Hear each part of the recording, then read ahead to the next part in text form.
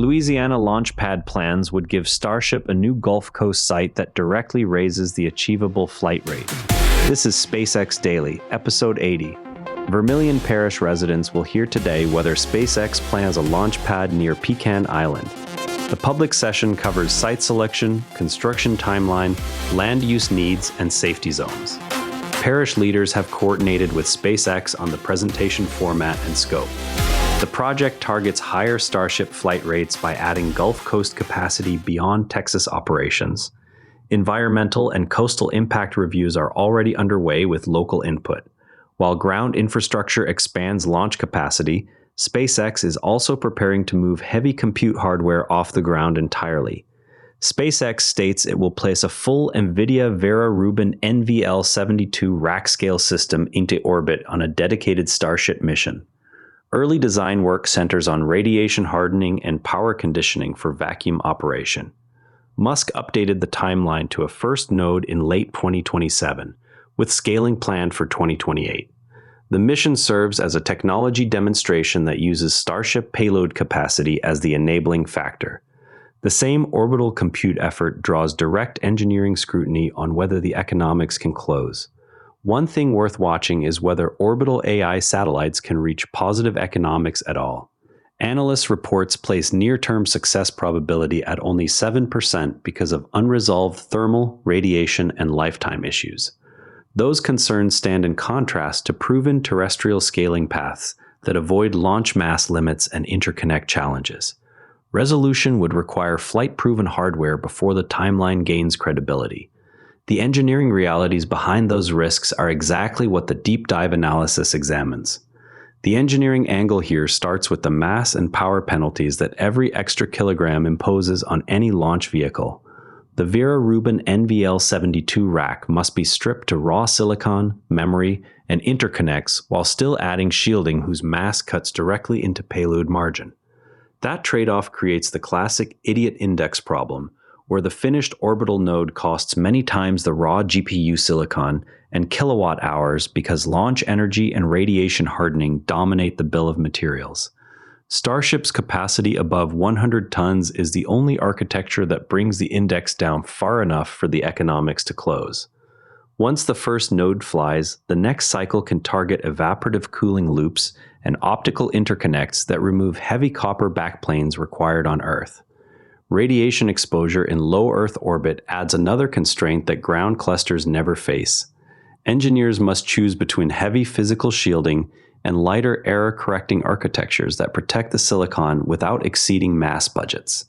Each choice alters the power budget because active cooling and redundant controllers draw watts that must be generated and dissipated in vacuum.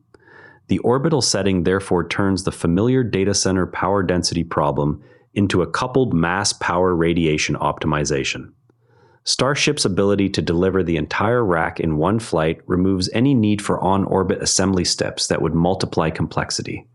Future iterations will likely attack the interconnect fabric first because copper backplanes become one of the heaviest subsystems after radiation hardening is applied. Replacing them with optical links reduces both mass and heat while improving signal integrity across the rack.